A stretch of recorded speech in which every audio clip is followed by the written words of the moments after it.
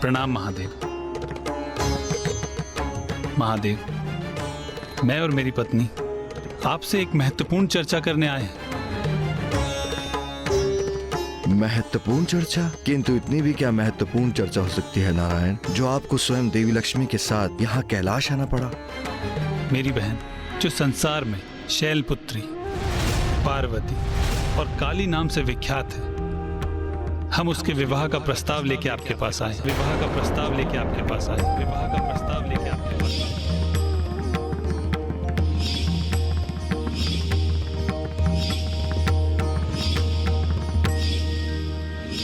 मेरी बहन पार्वती जो मेरे ही अंश हिमालय पर्वत के अधिपति महाराज हिमावन की इकलौती पुत्री है और अपने राजभवन में संपूर्ण सुख सुविधाओं के साथ पली बढ़ी है।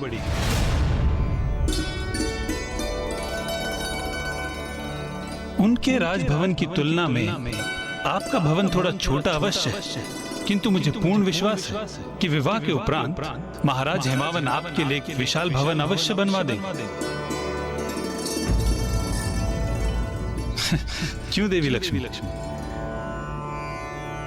ये आप क्या कह रहे हैं नारायण?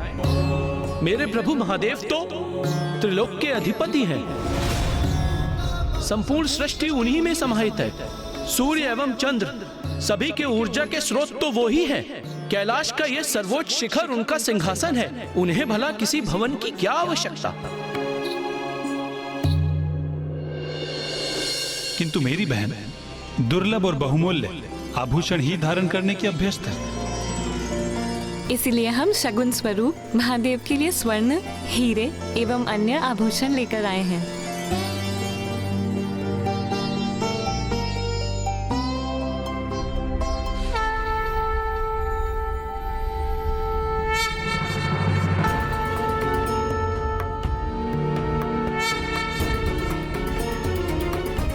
माता लक्ष्मी, ये तो सर्वज्ञात है कि महादेव तो सभी संसारिकता के प्रपंचों से परे हैं।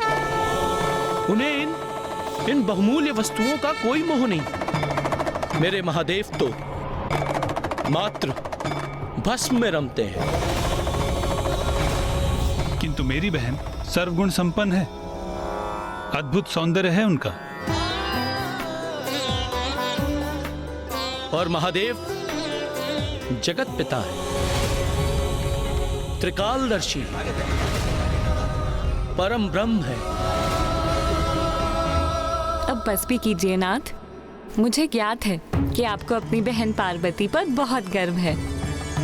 आप यहाँ उनका प्रस्ताव लेकर आए हैं, तो उनकी इतनी प्रशंसा करना तो स्वाभाविक है। आपकी बहन सर्वगुण संपन्न है, तो महादेव भी महादेव हैं। उनकी महिमा की भी कोई तुलना संभव नहीं। इसीलिए अब आप बात आगे बढ़ाइए। महादेव, आप मेरी बहन पार्वती के विवाह का प्रस्ताव स्वीकार कर लीजिए। सोच लीजिए महादेव, यदि आपका विवाह मेरी बहन पार्वती से होता है तो कैलाश में भी सुख समृद्धि बढ़ेगी। नारायण, आप कदाचित भूल रहे हैं, पार्वती आपकी इकलौती बहन और महाराज हिमावन की इकलौती पुत्री होगी, किंतु वो मेरी शक्ति,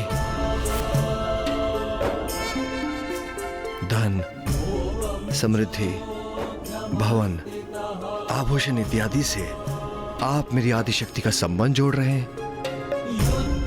किंतु कदाचित आप भूल रहे हैं कि सृष्टि में जो कुछ भी है और जो कुछ भी होगा वो तो स्वयं उन्हीं का साकार रूप है। दिव्यता की ये मूर्त रूप है, जगत जननी है, प्रकृति है, समस्त ऊर्जा की स्रोत है। वो है तो मैं हूं, क्योंकि शक्ति रहित शिव तो शव है, शव।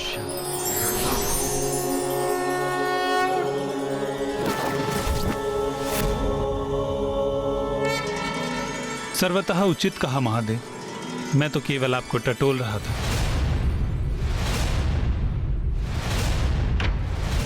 क्योंकि जब आपने बहन पार्वती को देखा तो बिना कोई प्रतिक्रिया दिए आप गुफा से प्रस्थान कर गए। तो हमें आभास हुआ कि शायद आप अभी भी विरक्ति की अवस्था में हैं। किंतु अब आपके इस कथन से हमें ज्ञात हो गया है कि देवी पार्वती आपके कण कण में बसती हैं। आप उनसे विलग नहीं। तो हम इसे आपकी स्वीकृति समझे। महादेव, देवी पार्वती से विवाह का प्रस्ताव स्वीकार कर लीजिए।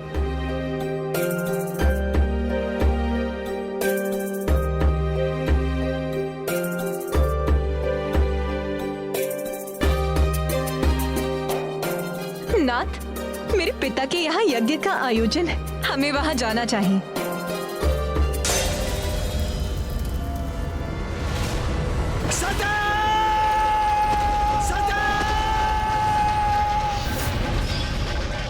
किंतु नारायण, यदि पुनः वही हुआ जो पूर्व में हुआ था तो क्या पुनः मैं उस असहनीय वेदना को सह सकूंगा?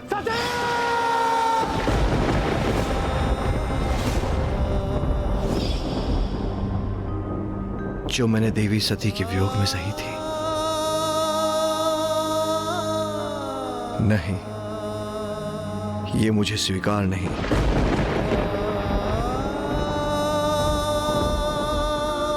उससे तो उत्तम यही है कि मैं इसी प्रकार अपने ध्यान में लीन रहूं। और आपने अपनी बहन के सभी गुण तो गिना दिए, किंतु उनके दोष, उसका उल्लेख नहीं किया आपने। उस समय जब राजा प्रजापति दक्ष की पुत्री के रूप में प्रकट हुई थी, कितना हठ था उनके स्वभाव में। मेरे उचित सुझाव को अनसुना कर दिया था। सती, यदि तुम जाने का निर्णय ले ही चुकी हो तो मैं तुम्हें रोकूंगा नहीं, किंतु इसके बाद भी मैं कदापि तुम्हारे साथ नहीं जाऊंगा। अभी आप ही ने कहा कि हठ उचित नहीं, और अब आप ही अपने हठ पर अडिग हैं। उचित है फिर, मैं आपकी पत्नी अवश्य हूं,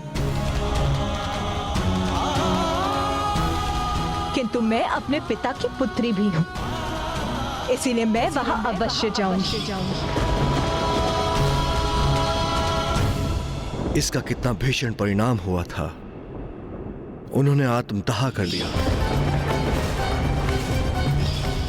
और मैं तभी से उस विरह की अग्नि में झुलस रहा हूं।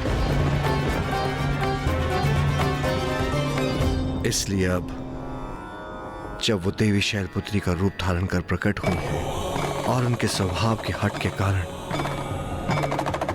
उन्होंने समय आने पर मेरे शब्दों का सम्मान नहीं किया, तो फिर कहीं मेरा दुख संसार की क्षति का कारण न बन जाए।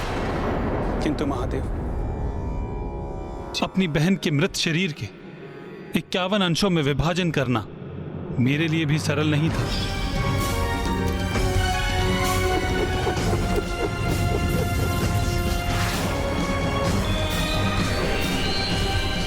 अत्यंत पीड़ादायक था।